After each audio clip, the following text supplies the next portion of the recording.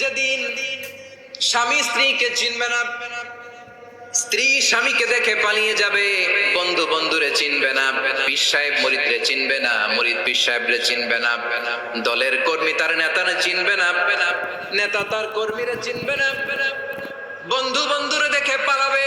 কঠিন মুহূর্তে সূর্যটা মাথার কাছে চলে আসবে, জমিনটা তামার জমিন হবে, আজকের জমিনের মতো নয়। মানুষ ঘর্মাক্ত, ক্লান্ত, শ্রান্ত মাথার মগজগুলো কানের ছিদ্র আর নাকের ছিদ্র দিয়ে বেয়ে বেয়ে পড়বে। বিশ্বনবী ফরমান, কিয়ামতের ওই কঠিন ময়দানে 7 শ্রেণীর ব্যক্তিকে রব্বুল আলামিন তার আরশের নিচে ছায়া দিবেন। তার মধ্যে প্রথম শ্রেণীর ব্যক্তি হলো ইমামুন আদিল, যে ইনসাফের সাথে বিচার করে, যে জাস্টিস সমাজে সার্ভ করে, যে সুশাসন নিশ্চিত করে, ওই ইমামুন আদিল। আদিল শব্দটা বুঝছেন না? ইন্নাল্লাহা ইয়া'মুরু বিল আদল, পাইছেন? আদিল। 7 শ্রেণীর ব্যক্তিকে আল্লাহ তাআলা সুশীতল আরশের নিচে ছায়া দিবেন, যেদিন তার দেয়া ছায়া ছাড়া কোনো ছায়া থাকবে না। এর প্রথম হচ্ছে ইমামুন আদিল, ন্যায়পরায়ণ শাসক। চিল্লায় বলেন সুবহানাল্লাহ।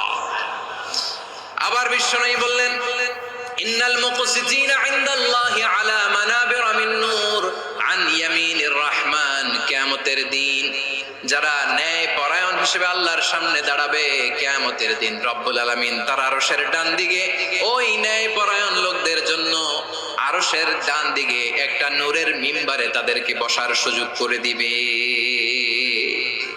আল্লাহর আরশের ডান দিকে ন্যায় পরায়ণ লোকদের জন্য আল্লাহ তাআলা নূরের মিম্বার বানাবে। 4টে কেন কথা মনে করেছেন? আল আদাল, জাস্টিস। ইন্নাল্লাহা ইয়া'মুরু বিল আদল। আল্লাহ তাআলা এই আদালতের নির্দেশনা দেন, সুবিচার, সুশাসন। প্রিয় ভাইয়েরা, এটা আমরা বাংলাদেশে চাই কি চাই না? এই যে অরাজকতা, এই যে অন্যায়, এই যে জুলুম, এই যে ইনকনসিস্টেন্সি, সমাজের অসঙ্গতি, এর প্রধান কারণ জাস্টিস নাই, সুবিচার নাই, সুশাসন নাই। শেষবারের মতো আওয়াজ করে বলেন তো, আমরা বাংলাদেশে আদল চাই কি চাই না? তাহলে প্রথম নির্দেশনা শেষ। আল্লাহ তাআলা তোমাদেরকে আদলের আদেশ দেন। এরপরে আল্লাহ বললেন, আমি তোমাদেরকে ইহসানের আদেশ দেই। ইন্নাল্লাহা ইয়া'মুরু বিল আদলি ওয়াল ইহসান। আমি তোমাদেরকে যেমনি আদলের নির্দেশনা দেই, তেমনি ভাবে তোমাদেরকে ইহসানের নির্দেশনা দেই। ইহসান, আওয়াজ করে সবাই বলেন তো ইহসান।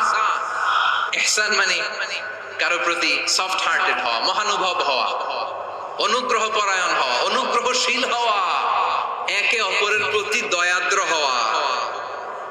একে অপরের প্রতি দয়াদ্র, অনুগ্রহশীল হওয়া ছাড়া মানবিক সমাজ কশিনকালেও গঠন করা সম্ভব না।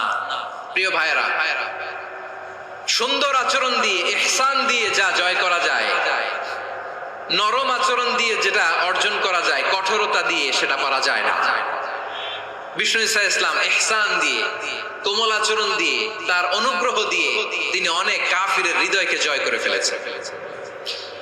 সাইয়েদনা সুমামা ইবনে উসাল রাদিয়াল্লাহু তাআলা আনহুর কথা মনে পড়ে যায়। তিনি ছিলেন ইয়ামামার বাদশা। মদিনাতে বিশ্বনবীকে হত্যা করার নিয়তে এসেছিলেন। গোপনে গোপনে বিশ্বনবীকে হত্যা করে আবার ইয়ামামাতে তিনি ফিরে যাবেন। কিন্তু কি অবাক করা কাণ্ড, হত্যা করতে পারে নাই, সাহাবাদের হাতে তিনি ধরা পড়ে গেলেন। সাইয়েদনা সুমামা ইবনে উসাল রাদিয়াল্লাহু তাআলা আনহু হত্যার নিয়তে আসলেন, কিন্তু হত্যা করতে পারলেন না। সাহাবারা ওনাকে ধরে ফেললেন, ধরে মসজিদে নববীর পিলারের মধ্যে বেঁধে রাখলেন। সুমামা ইবনে উসাল, সিরাত থেকে শোনাচ্ছি, রাদিয়াল্লাহু তাআলা আনহু ইয়ামামার অধিপতি ছিলেন। বিশ্বনবীকে হত্যার জন্য আসছেন, ধরা পড়ে গেছেন, এখন মসজিদে নববীতে বেঁধে রাখছে, তার মানে বন্দী। এখন স্ট্যাটাস কি? বন্দী, ক্যাপ্টিভ।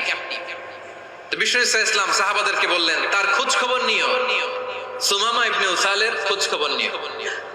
সাহাবারা বলেন, ইয়া রাসূলুল্লাহ, আপনাকে হত্যা করতে এসেছে, তার তো কঠিন ক্যাপিটাল পানিশমেন্ট হওয়া দরকার, কঠিন শাস্তি হওয়া দরকার। বিশ্বনবী বললেন, না, আমি যেটা জানি তোমরা সেটা জানো না, তোমরা সুমামার সাথে ভালো আচরণ করো। বিশ্বনবী সুমামার কাছে গেলেন। প্রথম দিন যে তিনি কালেমার দাওয়াত দিলেন, ইমানের দাওয়াত দিলেন, ইসলামের দাওয়াত দিলেন, রিসালাতের দাওয়াত দিলেন, আখিরাতের দাওয়াত দিলেন। এক বাইটে মোড অন মিষ্টি হোক কেমন করে পালন করতে হয় চমৎকার আর্টিকুলেট করতে শুরু করলেন। তন্ময় হয়ে সুমামা ইবনে উসাল রাদিয়াল্লাহু তাআলা আনহু বিশ্বনবীর কথাগুলো শুনতে আরম্ভ করলো। একদিন নয়, দুই দিন নয়, টানা 3 দিন বিশ্বনবী সুমামার কাছে ইসলামকে প্রেজেন্ট করেছেন, উপস্থাপন করেছেন। আওয়াজ করে বলেন, কয় দিন? 3 দিন। 3 দিন মসজিদে নববীতে বাধা। আর সাহাবীদেরকে বললেন, তার খোঁজ খবর নিও। তোমরা যে রুটি বানাও এর মধ্যে সবচেয়ে ভালো আটার রুটিটা তারে দিও, সবচেয়ে রিফাইন্ড খেজুর, যেটা পিওর খেজুর, এটা তারে দিও। আর বিশ্বনবী নিজের ওট থেকে দুধ দহন করে ওনার বাড়ির এক কর্মচারীকে বলেছেন, দুধ দহন করে সুমামার জন্য নিয়ে যে। সুবহানাল্লাহ পড়বেন না? সবাই তো অবাক, ইয়ামামা থেকে আসছে নবীকে হত্যা করতে, বিশ্বনবী দেখে তারে জামাই আদর করে। একদিন নয়, 2 দিন নয়, টানা 3 দিন বিশ্বনবী এভাবে সুমামার কাছে যে ইসলামকে প্রেজেন্ট করতে আরম্ভ করলেন, ইসলামকে উপস্থাপন করতে শুরু করলেন। আর তাকে চমৎকার এন্টারটেইনমেন্ট, আপ্যায়ন দিতে আরম্ভ করলেন। টানা 3 দিন যখন ইসলামের দ্য বিউটিজ অফ ইসলাম, ইসলামের সুমহান বাণী, সৌন্দর্য তার কাছে উপস্থাপন শেষ, তাকে আপ্যায়ন শেষ, বিশ্বনবী বললেন সাহাবাদেরকে, যাও এবার সুমামার হাতের পায়ের রশি দুটো খুলে দাও। সাহাবারা তর্ক জুড়ে দিলেন, লা ইয়া রাসূলুল্লাহ, এমনটা করবেন না, তো ভয়ঙ্কর ভয়ঙ্কর খুনি, কি জানি কি হয়ে যায়। বিশ্বনবী বললেন, না, তার হাতে পায়ের রশিগুলো খুলে দাও। সাহাবারা বিশ্বনবীর কথা মতো তার হাতে পায়ের রশিগুলো খুলে দিল। সুমামা মুহূর্তের মধ্যে মসজিদে নববী থেকে বের হয়, ইয়ামামায় ফিরে না যে মসজিদে নববীর পাশে একটা খেজুর বাগান ছিল, সেখানে চলে গেলেন। সেখানে একটা ছোট্ট কুয়া ছিল, কুয়ার পানি দিয়ে তিনি গোসল করলেন। সুবহানাল্লাহ পড়েন।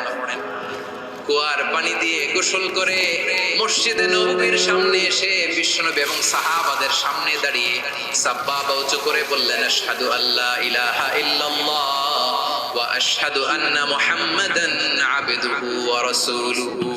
আমি সাক্ষ্য দিচ্ছি আল্লাহ ছাড়া কোনো ইলাহ নাই, আর মুহাম্মদ আল্লাহ তাআলার প্রেরিত বান্দা এবং রাসূল।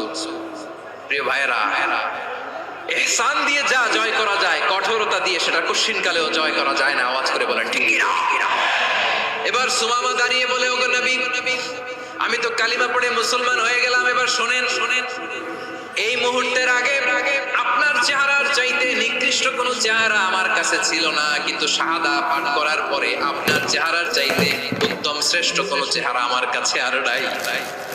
ও নবী, আজকের দিনের আগে ইসলাম ধর্মের যে নিকৃষ্ট অপছন্দনীয় কোনো ধর্ম আমার কাছে ছিল না, কিন্তু এই মুহূর্ত থেকে ইসলামের যে সেরা শ্রেষ্ঠ পছন্দনীয় কোনো ধর্ম আমার কাছে নাই। নবী গো, আজকের দিনের আগে মদিনার চাইতে অপছন্দনীয় নিকৃষ্ট কোনো শহর আমার কাছে ছিল না, কিন্তু এই মুহূর্তের পর থেকে মদিনার চাইতে কোনো শ্রেষ্ঠ শহর আমার জানা নাই। সে ছিল গমের